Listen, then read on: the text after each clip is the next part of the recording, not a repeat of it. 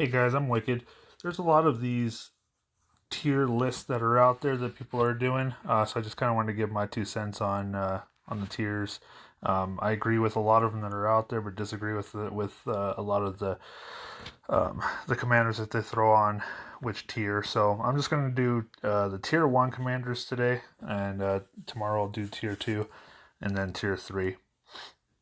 Don't have any of these leveled up really high. I've really focused on the tier two and tier three commanders, but uh, I know which ones of these are definitely worth leveling up and putting your time into, especially if you're a free to play player. So I'll just start at the bottom. Um, so I believe Ori is a D tier. He's any of the tip masters are just not very good. He has some healing. I've seen some people put him much higher in the tier list, but after going over his skills, I really don't think he's worth putting all that much time and effort into, um, compared to a lot of the other commanders. Uh, I also see Mary and Pippin also down there in the D tier. Again, they're tip masters, but I've heard that they can be somewhat tanky if you spec them correctly with their respect five. I've played them with the Ents, like a full team of Ents. The speed to the Ents, they really doesn't add that much speed. It's just not really worth you know putting the time to put into them. If you already have them and they're really good, for you, if they're your highest respect, it's probably worth continuing. But overall, I would think that they're not worth putting the time into. Um, Next, you've got this guy here. He can be all right. I've seen some people that have maxed him out to level 50, but the only thing he really has going for him is his siege. If you do use him for siege, you want to use your 100 per unit troop type. That'll give you, so you can get, when you max the siege out, you get seven extra siege per per person. So it adds quite a bit extra. But it's if you're just using him for siege, I don't know if he's worth actually leveling up and putting time and money into. Um, so for the B tier, I'm gonna go with Boromir. Um, he's pretty decent for fighting. He's a good warrior. I have seen a lot of people leveling him up. Um, he, I haven't messed with him a whole lot myself, but looking at his skills, he's actually pretty decent. I'm also going to put Faramir up here in B, um, just because he is one of the people that I've leveled up to level 40, and up to level 40, he's actually really good. But he seemed to fall off really hard compared to my other commanders, so I stopped playing him at level 40.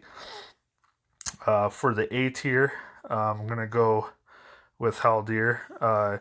He's really good if you can get your hands on some natural beasts. So he's got the beast healing, and he's also got poison damage. He's got a lot of damage skills. So I it's another one that I haven't really put a whole lot into, but I know a lot of people really like him. So that's another one that you wanted to concentrate on. For the S tier, is definitely Dwalin. He does amazing with dragons and balrogs, so you can get your gold and max out your troops. And it's really nice. I have several million just from a couple weekends of using him. Mine's only 42. You just want to make sure you spec into the Warrior of the Lonely Mountain, which gives you 50% burn resistance, and from there you can also go with the large units, and you want to go with Musician and put max out his healing. I have some experimental skills on mine. I'm going more damage trying to find the best all around build for him for the Balrogs and the dragons. But he's definitely a really strong one to level up. Like I said, at 42, mine's able to take a dragon with just using two sending him out twice with two things of stamina. So what I would say definitely is the number one tier T1 commander is definitely Heroine. She's really strong. What you want to do with her is just put everything into the uh, melee mounted units, and just use all three uh, troop types being melee if you possibly can. The melee mounted. Um, she is you know she's got like horse master and all that help you heal all of your mounted troops every turn. She's not quite as good as Theoden, I think, but for tier one, she's absolutely the best T1 troop that you can, or T1 commander you can possibly get. Um, she's not super gear dependent either. You just throw a couple of things on her that have the mounted units, and you're good to go with her. So this is my opinion on these. And I said I've seen a lot of people put similar things, but like I've seen people put Dwalin down in like the C tier. Which if you've used Dwalin against, even if you just built him and leveled him up to 40, 45 just to use him for the dragons, he's absolutely worth it.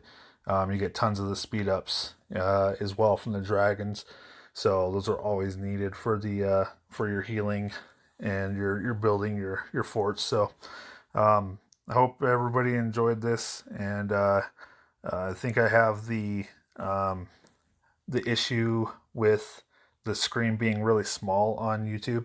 So my next actual in-game video should be a lot better. So I appreciate you all. Please like and subscribe, and I'll talk to you later.